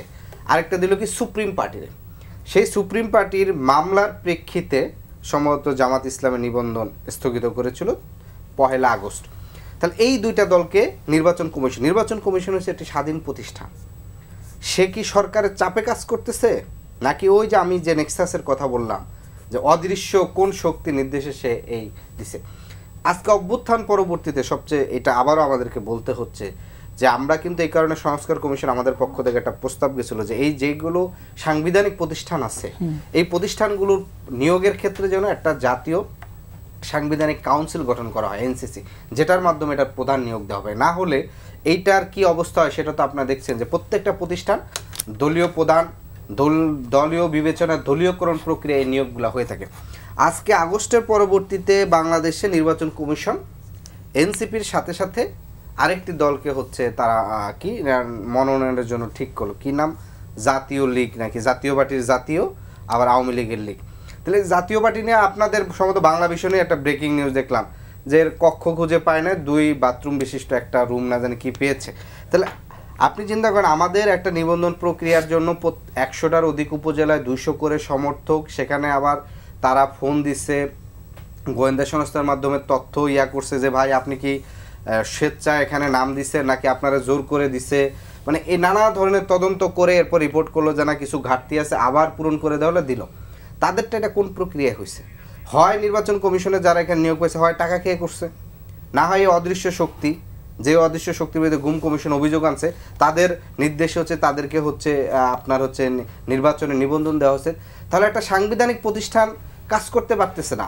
আমরা যে অভিযোগটা বারবার করছি যে পুরনো যে নেক্সাস, সেই নেক্সাস এখনও রাষ্ট্রের ভিতরের থেকে জাস্ট ক্ষমতা পরিবর্তনের চেষ্টা করতেছে, কারা পরবর্তীতে ক্ষমতায় আসবে তার সাথে একটা লিয়াজু করার চেষ্টা করতেছে।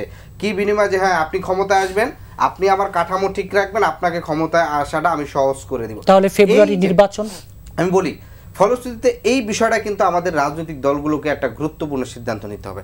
স্বরাষ্ট্র উপদেষ্টা বলছেন যে ইতিহাসের সবচেয়ে গুরুত্বপূর্ণ করবেন, কিন্তু আমরা দেখি যে বিভিন্ন জায়গায় আইন শৃঙ্খলা বাহিনীর পরিস্থিতি খুব একটা তেমন ভালো না। পুলিশের মোরাল কনফিডেন্স এখন পর্যন্ত ফিরে আসে না। কারণ হচ্ছে পুলিশের ভিতরে একটা আপনার যেই রিকনসিলিয়েশন যে প্রক্রিয়া যাওয়া উচিত সেটা হয় না। পুলিশ সংস্কার কমিশন করছে, অথচ এই পুলিশ সংস্কার কমিশনে কী কী প্রস্তাব দিচ্ছে এটা নিয়ে কোনো ধরনের ব্যাপক আলোচনা হয় না। শুধুমাত্র 5টা সংস্কার কমিশনের প্রস্তাব নিয়ে রাজনৈতিক দলগুলোর সাথে আলোচনা করছে, অথচ এই রাষ্ট্রের সবচেয়ে বেশি গুরুত্ব দরকার ছিল এই পুলিশ সংস্কার নিয়ে।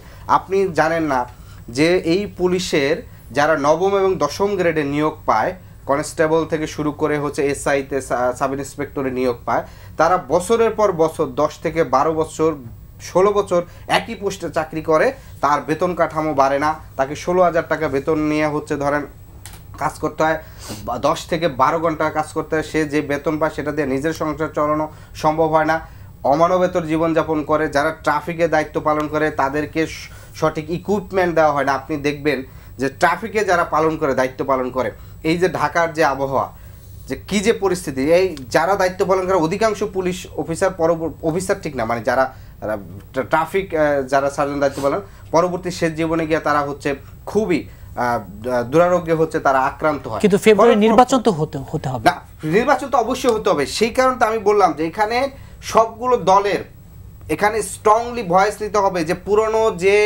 নেক্সাস, সেই নেক্সাস ভাঙতে হবে।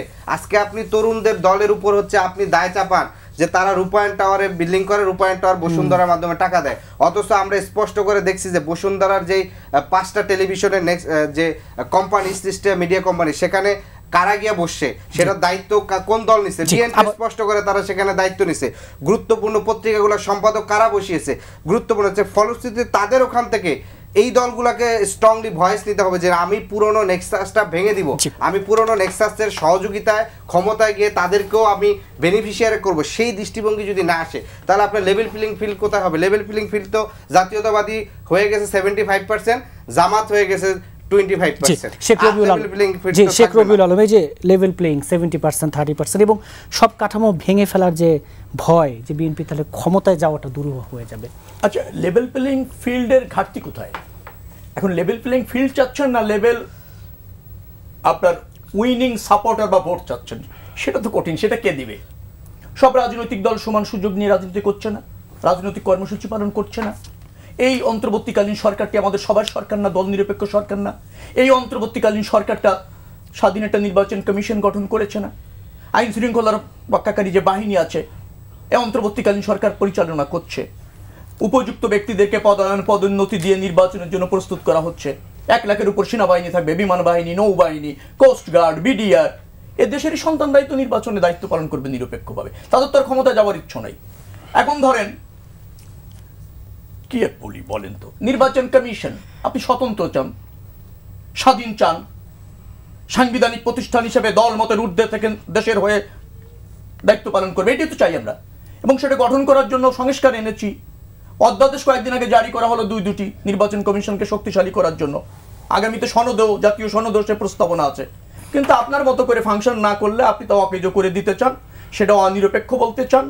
যখন তারা স্বাধীন থাকে তাদের মতো করে কাজ করে, আপনার দাবি পূরণ না করলে বলেন অন্য দলের পারপাস সার্ভ করে, অযোগ্য অথর্ব, নির্বাচন হতে দেব না। তো আপনি আপনার মতো দাবি পালন করতে চাইবেন, আবার স্বতন্ত্র চাইবেন, তো এটা কি দ্বিচারিতা নয় কি? আপনার কথা শুনলে খুবই ভালো, আর আপনার মনের মতো না হলে বলতেছেন যে ওটা অযোগ্য, মানে হচ্ছে কি বলেন, যেটা অদক্ষ, অযোগ্য, তাদের সক্ষমতা নেই। আপনার কথা শুনলে খুব ভেরি গুড। তো এখন কোনো ব্যক্তি, গোষ্ঠী বা দলের অভিপ্রায় প্রতিষ্ঠিত করা রাষ্ট্র বা সাংবিধানিক প্রতিষ্ঠানের কাজ না। সে জায়গায় আপনারা থাকছেন না, কিন্তু সে জায়গায় থাকছেন না। ওই যে বললেন মিডিয়া যখন ওনাদের কথা বলছেন ভালো, যখন নিউজটা আমাদের পক্ষে জায়গাকে বিএনপি নিয়ন্ত্রণ করে, তো আপনার নতুন বন্দোবস্ত কি তাই নাকি? আপনি কি আস্থা রাখছেন নেক্সাসকে? এই রাষ্ট্রে অপ্রয়োজনীয় যে সমস্ত কাঠামো রয়েছে, তাই তো, অপ্রয়োজনীয় কাঠামো অথবা ধরেন জরাজীর্ণ কাঠামো, সেটা বন্ধ করার জন্য বা পরিবর্তন করার জন্য তো আমরা অঙ্গীকার করেছি 31 দফার মাধ্যমে। আমাদের ওই 31 দফার পরিপ্রেক্ষিতে আলোচনা করে সংস্কার বা সনদ হচ্ছে, সাংবিধানিক পরিবর্তন হচ্ছে, আইনের পরিবর্তন হচ্ছে। যেখানে যেখানে ব্যত্যয় আছে বিএনপি তো সবার আগে উপলব্ধি করেছে এবং সেটা বাস্তবায়ন করার জন্য সরকারকে সহযোগিতা করছে, ছাড় দিচ্ছে। তো একটা রাজনৈতিক দল পরিবর্তন করার জন্য আর কি করণীয় আছে আপনি আমাকে বলেন। আমি একটা জায়গায় একটু যাব, মুন্দুল ভাইয়ের সাথে আমি খুবই একমত যে ডিজিএফআই এর সীনা শৃঙ্খলায় মনোযোগী হওয়া উচিত এবং রাষ্ট্রের নিরাপত্তায় মনোযোগী হওয়া উচিত। রাজনীতিতে সম্পৃক্ত, রাজনীতি, রাষ্ট্রের আভ্যন্তরীণ অনেক বিষয়, সেখানে তাদের ইন্টারফেয়ার থাকা উচিত না, একেবারেই থাকা উচিত না। তবে আরেকটা কথা আমি বলতে চাই যে বাংলাদেশের গণতন্ত্র এবং রাজনৈতিক ক্ষমতায়নের ক্ষেত্রে অভ্যুত্থানের পর বাংলাদেশ সেনাবাহিনী যে ইতিবাচক রোল প্লে করেছে, এটা বাংলাদেশের সেনা ইতিহাসের দৃষ্টান্ত। অভূতপূর্ব, অভূতপূর্ব। তারা ক্ষমতার মোহ দেখায়নি এবং আপনি দেখেন 1 বছরের উপর থেকে তারা কিন্তু আপনি আইন শৃঙ্খলা রক্ষার দায়িত্ব পালন করছে, যেটা বাংলাদেশ সেনাবাহিনীর জন্য অনেক ক্ষতিকর দেখানোর সুযোগও ছিল না। না, সুযোগ পরের কথা, সুযোগ থাকে কি থাকে না ওটা অনেক বলা যায়, সেটা পরের কথা। আমি বলছি যে আমি দেখিনি তাদের যে পেশাদারিত্ব, তাদের যে দেশপ্রেম এবং তাদের বিদ্যমান পরিস্থিতি, সম্ভাব্য পরিস্থিতি, পরিবর্তিত পরিস্থিতি নিয়ে যে ব্যাখ্যা তারা দিয়েছে, যে অবস্থান তারা নিয়েছে, এটা তারা জাতির শ্রেষ্ঠ সন্তান হিসেবে সেই পেশাদারিত্বের দায়িত্বটা পালন করেছে। এখন ধরেন কাঠামোগত আপনি বলছেন যে নিরপেক্ষ নির্বাচন সম্ভব কিনা। আমি তো রাজনৈতিক কর্মসূচি বা অন্যান্য জায়গায় কোনো বিভাজন দেখছি না। হ্যাঁ, যদি তফসিল ঘোষণা করা হয়, প্রার্থী, রাজনৈতিক দল সমান সুযোগ নিশ্চিত করার আইন শৃঙ্খলা রক্ষাকারী বাহিনী, নির্বাচন কমিশন এবং সরকারের দায়িত্ব আরও বাড়ে। এখন আপনি কোন জায়গাটা দেখবেন? আপনি কি আস্থা রাখবেন না? আপনি কি আইন শৃঙ্খলা রক্ষাকারী বাহিনী দেশের বাইরে থেকে আনবেন? আপনি একটা দল নিরপেক্ষ সরকার চেয়েছেন, সবার সরকার অথবা দল নিরপেক্ষ সরকার আছে, নির্বাচন কমিশন এই সরকার গঠন করেছে নিরপেক্ষ, আস্থাকে আপনি রাখবেন না, আপনি বিজয়ের গ্যারান্টি চাচ্ছেন। অথবা ওই সাংবিধানিক প্রতিষ্ঠান এবং সরকার, এই সরকারকে সবাই ভাবা দিয়েছে। অনেকেও বলেছে এনসিপির সরকার, এখন এনসিপি বলছে সেফ এক্সিট চাচ্ছে সরকার, উপদেষ্টারা আখের গুছাই নিচ্ছে, তাদের মতো করে হচ্ছে না। অভিযোগ তাদের, কারণ কি? যখনই কোনো অন্যায্য কথা কোনো সরকার শোনে না অথবা কোনো সাংবিধানিক প্রতিষ্ঠান শোনে না, তখন রাজনৈতিক দলগুলি যখন সেটাকে নিয়ে বিতর্ক তৈরি করে, তখন কিন্তু ওটা স্বতন্ত্রভাবে ফাংশন করা দূর হয়। আমরা যেন সেটা না করি, আমরা যেন জনগণের উপর আস্থা রাখি। এখন অন্তর্বর্তীকালীন সরকার বাইরের থেকে আনবেন, আইন শৃঙ্খলা রক্ষা বাহিনী বাইরের থেকে আনবেন, নির্বাচন কমিশনও বাইরের থেকে আনবেন, আস্থা আপনাকে রাখতে হবে। হ্যাঁ, এখন একটা জায়গা আছে যে বলেন ব্যত্যয় কোথায় আছে, কিভাবে আরো বেশি ফাংশন করে, রাজনৈতিক দলগুলি আমরা কিভাবে সহযোগিতা করি সরকারকে এবং আইন শৃঙ্খলা রক্ষাকারী বাহিনী এবং নির্বাচন কমিশনকে, পাশাপাশি জনগণের উপর যদি আমরা রাজনৈতিক দলগুলি আস্থা রাখি সব সমস্যার সমাধান হবে। কিন্তু আমি মানে শিরোধার্য, আমার দাবি মানে অপরিহার্য, আমার দাবি না মানলে নির্বাচন কমিশন মানে পক্ষপাত দুষ্ট হয়ে যাচ্ছে, এই দৃষ্টি থেকে আপনি বেরিয়ে না আসলে আপনি কি নতুন বন্দোবস্ত আছেন, কি নেক্সাস আপনি ভাঙছেন? আপনি তো আরো স্বৈরতান্ত্রিক নেক্সাস প্রতিষ্ঠিত করার জন্য মনোযোগী আছেন। এই জায়গা থেকে বেরিয়ে না আসে খালি অভিযোগ করলে হবে না। জি, রাজাকুজ্জামান রতন, এই যে আস্থা, রাজনৈতিক দলগুলোর নির্বাচন কমিশন এবং এই সরকারের উপর আস্থা রাখা নির্বাচনের জন্য, আবার রাজনৈতিক দলগুলোকেও আস্থায় আনা। আস্থা একটা শব্দ, কিন্তু আস্থা অর্জিত হয় কাজের মধ্যে দিয়ে। আমার উপর আস্থা রাখুন, এটা বলেছিলেন শেখ হাসিনা, যে আমার উপর বিশ্বাস রাখুন, আমার উপর ভরসা রাখুন। আমরা হচ্ছে, আপনি বলেছেন ভরসা রাখুন, আসলে ব্যাপারটা হচ্ছে ভরসা রাখুন। যারা যারা ভরসা রেখেছিল তারা সবাই প্রতারিত হয়েছে। ফলে আস্থার কথা দিয়ে হবে না, আস্থা কাজ দিয়ে হবে। আমরা সেই কাজগুলো কি দেখছি? এখন ধরুন, নির্বাচন করতে গেলে টাকা লাগবে। নতুন দল করি অথবা পুরনো দল করি, টাকা রোজগারের জন্য যে মরিয়া হয়ে চেষ্টা করছে এবং সেটার জন্য যে ডিসি নিয়োগ, ভিসি নিয়োগ, এই সমস্ত ক্ষেত্রে যে কত ধরনের কথাবার্তা আসছে না, তো এগুলো কি ভবিষ্যতের জন্য আস্থার জায়গা তৈরি করবে? 2 নম্বর হচ্ছে যে নির্বাচন কমিশন যদি আমার পছন্দ মতো কাজ না করে, তার নির্বাচন কমিশনকে আমি হুমকি দিতে পারি। আমার পছন্দ মতো কাজ করলে আমি ঠিক মনে করতে, সেটা বললেন। তো এই প্রবণতা কি আমাদের মধ্যে নাই? আছে তো। যারা এটা চর্চা করছেন, কারা চর্চা করতে পারছেন? যারা ক্ষমতার আশেপাশে থাকেন। ক্ষমতার চেয়ারের একটা গরম আছে, সেই গরমে অনেক মানে গরমে নাকি লোহাও গলে যায়। তার ফলে প্রশাসন গলে যাওয়া তো কোন ছাড়, প্রশাসন পুলিশ তারাও তখন উত্তাপে গলে যায়। তো এই গরম দেখানোর একটা প্রবণতা আছে। তারপরে আবার দেখুন তো এই সময়গুলোতে ডিসি অফিসে পুলিশের এসপির কাছে কারা বসে থাকে, কারা বসে থাকতে পারে, কাদেরকে তারা তোয়াজ করেন, কাদের কথা তারা শোনেন। উল্টে দিকে একটু দেখুন তো, 100 জন লোক নিয়ে শাহবাগ মোড় বন্ধ করে রাখা যায়, কিন্তু যখন শিক্ষকরা রাস্তায় দাঁড়ায়, পিটিয়ে তাদেরকে রাস্তা থেকে উচ্ছেদ করে, ওখানে কিন্তু হাজার হাজার শিক্ষকরা এসেছিল, তাদের সঙ্গে কথা বলার জন্য কেউ যায়নি, পিটানোর জন্য গিয়েছে। তো এখানে এখন আস্থাটা কীভাবে আসবে? আবার 100 জন দিয়ে তো শাহবাগের মতন গুরুত্বপূর্ণ জায়গা বন্ধ করে রাখা যায়। তো এগুলো যদি দেখি আচরণে।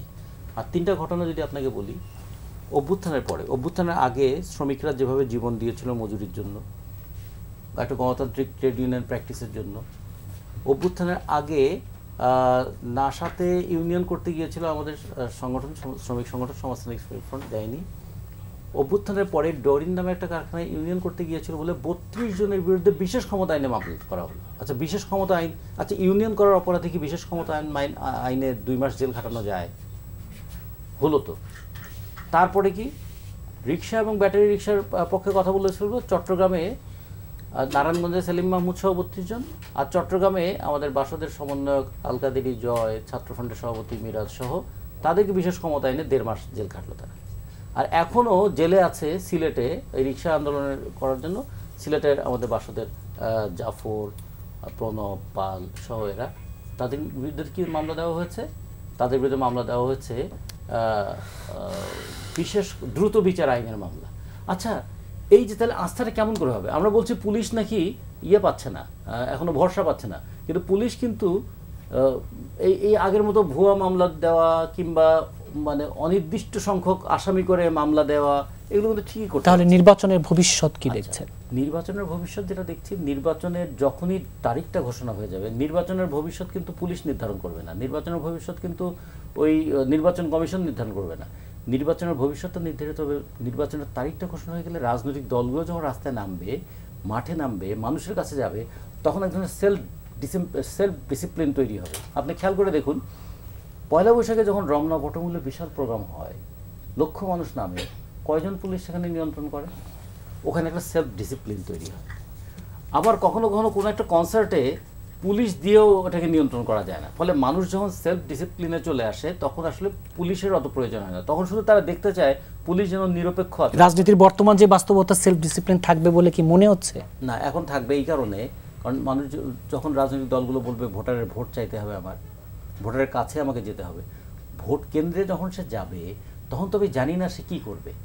ফলে তার আগে তার সন্তুষ্টি অর্জন করতে হবে। যদি আমার মাথায় এরকম থাকে টাকা দিয়ে ভোট কিনবো, পুলিশ দিয়ে নিয়ন্ত্রণ করব, অথবা প্রশাসন দিয়ে আমি ফলাফল ঘোষণা করব, তাহলে জনগণকে তোয়াক্কা না করলেও চলবে। যদি দেখে যে পুলিশ এবং প্রশাসনকে আমি আর আগের মতো ব্যবহার করতে পারবো না, তখন কিন্তু তাকে অবশ্যই ভোটারের কাছে যেতে হবে। আমি একটা বাক্য বলি, এই যে ধরেন আমাদের 3 মাসের প্রস্তুতিতে আইন শৃঙ্খলা রক্ষাকারী বাহিনী এদেশের ভালো নির্বাচন তো করেছে, তারা তো এর অব্যাহত এর আগের সরকারের অধীনে ছিল, কিন্তু যখনই তত্ত্বাবধায়ক সরকার হয়েছে 3 মাসের প্রস্তুতিতে তো বাংলাদেশে ভালো নির্বাচন হয়েছে, আর এই দেশের আইন শৃঙ্খলা রক্ষাকারী বাহিনী করেছে। এটা তো সত্য, এটা তো প্রতিষ্ঠিত। অন্তত 3-4টা ভালো নির্বাচন তো এদেশে হয়েছে, তাই তো? আরেকটা জিনিস ধরেন, আপনি ধরেন মিডিয়াতে একজন এক জায়গায় বসে গেল, আগে আওয়ামী লীগ ছিল, এখন বিএনপি হয়েছিল, আর 1 বছরের মধ্যে কিন্তু এনসিপি 2-2টি মিডিয়া নিয়ে নিল, সেটা তো কোনো সমস্যা। এখানে তাহলে একটু খেয়াল রাখতে হবে, আমরা যেটা বলেছিলাম যে মানি, মাসল অ্যান্ড ম্যানিপুলেশন, 3M, এর মধ্যে থেকে মানিটাকে হয়তো আমরা কালো টাকার মালিকরা নির্বাচনে নামবে, এটা আমরা হয়তো নিয়ন্ত্রণ করতে পারবো না এই ব্যবস্থায়, কিন্তু পেশি শক্তিটাকে নিয়ন্ত্রণ করা এবং এই ম্যানিপুলেট করে যে পুলিশ এবং প্রশাসনকে দিয়ে, এইটা যদি নিয়ন্ত্রণ করা যায়, এবং যে কারণে তো বারবার তত্ত্বাবধায়ক সরকারের অধীনে নির্বাচনের কথা এসেছিল যে দলীয় সরকারের অধীনে আসলে ম্যানিপুলেশনটা বেশি হয়, তত্ত্বাবধায়ক সরকার আসলে ম্যানিপুলেশন হবে না। এইটা যদি বোঝে তাহলেই হবে কি, নির্বাচনটা ফেয়ার করার জন্য নির্বাচনের যে মেইন স্টেক হোল্ডার রাজনৈতিক দলগুলো, তারাই নিজেরা নিয়ন্ত্রিত হয়ে যায়। অ্যাডভোকেট মঞ্জুর মোর্শেদে, যে রাজনীতির মাঠের যদি এই বাস্তবতা হয়, 3 দলের যদি আমি প্রতিনিধি বলি, শুনছিলেন, সেইখানে আগামী নির্বাচনে সবচেয়ে বড় চ্যালেঞ্জ প্রশাসনই যা বলুক, নির্বাচন কমিশনে যা বলুক, উপদেষ্টারাই যা বলুক।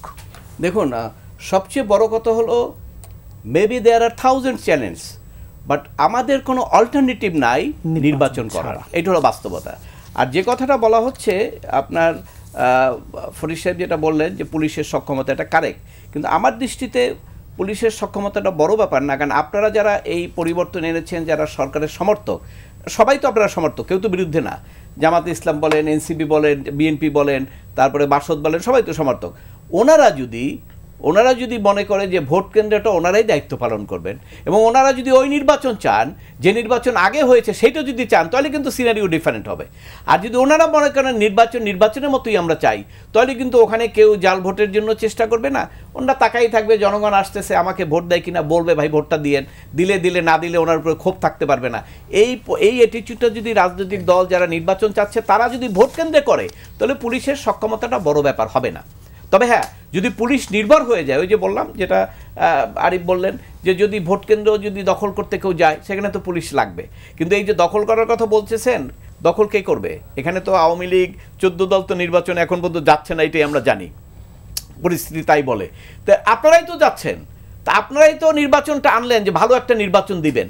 তা আপনারা যদি এই নির্বাচনটা দিতে না পারেন, আপনারাই যদি ভোট দখল করেন, তাহলে তো বেশ ভালো, আপনাদের যে সমস্ত অর্জন বিসর্জন হয়ে যাবে, আপনার ইকুয়াল টু আওয়ামী লীগের নির্বাচনে হয়ে যাবেন। তাহলে তো আপনার এই জিনিসটা তো এরা করবে না। এরা যত কথাই বলুক, আমার বিশ্বাস এই জিনিসটা রাজনৈতিক দলগুলো তারা করবে না, যে আমরা সব কিছু বিসর্জন দিয়ে আমরা আগের নির্বাচনের মতো আমরা হয়ে যাই। ঘোষণার পর একটা ভিন্ন পরিবেশ তৈরি হবে, সেটা হবে। তবে রাজনৈতিক দলের মধ্যে মতবিরোধ থাকবে, কারণ সবচেয়ে বড় টেনশনটা হলো কি ধরেন, একটা টেনশন হলো, খুব সহজ কথায় বলি, আমি এটাকে মাইন্ড করেন না, আমার কাছে যেটা মনে হয় নির্বাচন হলে বিএনপি ক্ষমতায় আসবে, এটা বোঝা যায়। কিন্তু এখানে জামাতে ইসলাম মনে করে যে তারা এমন একটা কিছু মেকানিজম করে ফেলছে, বিশেষ করে ধরেন এই বিএনপি চাঁদাবাজির দল, এটা তো সোশ্যাল মিডিয়ায় গেলে দেখবেন কত সুন্দর সুন্দর বিজ্ঞাপন তৈরি করে দিচ্ছে, তারপরে ক্যাম্পেইন চলতেছে, সব কিছু মিলে তারপরে আবার আওয়ামী লীগকে ব্যান করাইয়া চিন্তা করতেছে, আওয়ামী লীগের কিছু ভোটার তারা নিয়ে নেবে। অনেক জায়গায় ইতিমধ্যে আমরা মিডিয়ায় শুনতেছি সেফটিতে নাকি অনেক আওয়ামী লীগের লোকজন আছে আমাদের অধীনে, তারা মনে করতেছে আওয়ামী লীগ যদি না আসে, তাহলে আমরা এই বিএনপির তো দোষ দিলাম, আওয়ামী লীগের ভোট আমরা নিলাম, আমরা মনে হয় ক্ষমতায় চলে যাব। এইরকম চিন্তাভাবনা করার কারণে টেনশনটা বেশি, কিন্তু বাস্তবতা হলো ভিন্ন। বাস্তবতা বাংলাদেশের নির্বাচনটা কিভাবে হয়, যারা নির্বাচন করছেন এটা ভালোভাবে জানেন, নির্বাচন বাংলাদেশে ওই রকম হয় না যে একদম সেন্ট্রালি আপনারা যেটা বলে দিলেন সেইভাবে নির্বাচন হয়। 2টা উপজেলা, তো ওই উপজেলায় কোন উপজেলার প্রার্থী কে, সেইটার উপরে আগে ডিপেন্ড করে ওরা, যে আমি ধরেন আমার এলাকা 2টা উপজেলা নিয়ে, আমি যে থানায় বসবাস করি ওই নদীর ওপারে ও এইখানের প্রার্থীকে ভোট দেবে না ওইখানে থাকলে, এইটা একেবারে 100% গল্প। হ্যাঁ, যারা রাজনীতি করে তা তো অন্য জিনিস, কিন্তু এই সমস্ত মেকানিজম হয়, তারপর গোষ্ঠী, তারপর লোকটার ব্যবহার কেমন, তারপর টাকা পয়সা আছে কিনা, খরচ করতে পারবে কিনা, কেন খরচ ছাড়া তো নির্বাচন, আমাদের তো চরিত্র নষ্ট হয়ে গেছে, খরচ ছাড়া কোনো নির্বাচন হবে না। এই জন্য জন্য বাসদ আপনার রতন ভাই যারা বলতেছে ওনাদের নির্বাচনে জেতার খুবই ডিফিকাল্ট, ওনাদের তো টাকা নাই, তার মানি ওটা তো আর করা যাবে না, মানিটা আমাদের লাগবেই। আর মানির যে ফ্লো সেটা হলো যারা ব্যবসায়ী তারা এখানে ভালো করবে। তো এই সব কিছু মিলাই এখন নির্বাচনের যে ইয়েটা সেটা হলো যেটা এনসিবির পক্ষ থেকে বা যারাই যেটা বলুক যে আগে লেভেল প্লেইং ফিল্ড লাগবে, আগে বিচার লাগবে, আমার দৃষ্টিতে কিচ্ছু লাগবে না। বাংলাদেশের সবচেয়ে বড় ক্রাইসিস হলো নির্বাচনী ব্যবস্থাটাকে ভেঙে দেওয়া হয়েছে। অর্থাৎ যদি একটা সরকার ক্ষমতায় থাকে, সে যদি মনে করে যে আগামী নির্বাচনে আমি ওটা ম্যানেজ করে ফেলতে পারবো পুলিশ টুলিশ দিয়া, তাহলে সে স্বৈরাচার হবে। আর যদি মনে করে না এটা তো জনগণের ভোট ছাড়া আমি করতে পারবো না, তাহলে তার স্বৈরাচার হওয়ার কোনো সম্ভাবনা নাই, কারণ তাকে জনগণের ভোটের উপর নির্বাচিত করতে হবে। এবং এই কারণেই যে এই নির্বাচনী ব্যবস্থাটাই সবচেয়ে ইম্পর্টেন্ট আমি মনে করি যে এই সরকারের কাজ করা, সেটা করে নাই তারা, এটা আমি আগে থেকে বলছি তারা করে নাই, এটা করা সম্ভব। এবং এখনও বলে যে অনেকে, তাহলে এই যে বলতেছে কি আগে যারা নির্বাচনে দায়িত্ব পালন করছে তাদেরকে দিবে না, দেওয়ার তো দরকার নাই। আপনি দিবেন কেন? আপনি প্রশাসনের ডিসিরে তো রিটার্নিং অফিসারই করবেন না আপনি। আমি তো এটা বারবার বলতেছি যে রিটার্নিং অফিসাররা অলরেডি এখনই চিন্তা করে রাখছে যে বিএনপি ক্ষমতায় আসবে, বিএনপির লগে লাইন দেওয়া শুরু হয়ে গেছে। আবার যারা মনে করে জামাত ক্ষমতায় আসবে, জামাতের লগে লাইন দেওয়া শুরু হয়ে গেছে। অথবা আপনি ডিসিকে রিটার্নিং অফিসার দিবেন না, আপনি ইলেকশন কমিশন নিজের লোককে রিটার্নিং অফিসার দেবেন, অন্য ফর্মুলে আপনি রিটার্নিং অফিসার দিবেন এবং তাদেরকে রিটার্নিং অফিসার দিয়ে তাদের মাধ্যমে নির্বাচনটা করাবেন। এবং সেই নির্বাচনটা যদি করেন, অবশ্যই একদম লেভেল প্লেইং ফিল্ড বাংলাদেশে এখন হবে না। এটার জন্য প্র্যাকটিস দরকার, এটার জন্য রাজনৈতিক দলের প্রস্তুতি দরকার, জনগণের মনোভাব পরিবর্তন দরকার। It will take time, but মোটামুটি একটা সুষ্ঠু নির্বাচন করার জন্য যেটা করা দরকার সে পরিস্থিতি আছে, সেখানে যতটুকু পুলিশ ফোর্স দরকার ওইগুলোও আছে। কিন্তু সবচেয়ে বড় কথা হলো রাজনৈতিক দলগুলো যদি মনে করে যে নির্বাচনটা আওয়ামী লীগের মতো নির্বাচন করবে না, তাহলে ইট ইজ পসিবল। তারাই নিজেরাই তো ওই কেন্দ্রে, সব দলই আছে সব কেন্দ্রে, তারা বলবে ভাই আমরা কিন্তু ভোট ঠিক মতো করবো। এই একটা এগ্রিমেন্ট হয়ে যথেষ্ট। আপনাদের চারজনকে আজকে স্টুডিওতে সময় দেওয়ার জন্য ধন্যবাদ। দর্শক, পাবলিক পার্লামেন্ট আজ এই পর্যন্তই, আগামী পর্ব দেখার আমন্ত্রণ রইল। সে পর্যন্ত ভালো থাকুন, সুস্থ থাকুন।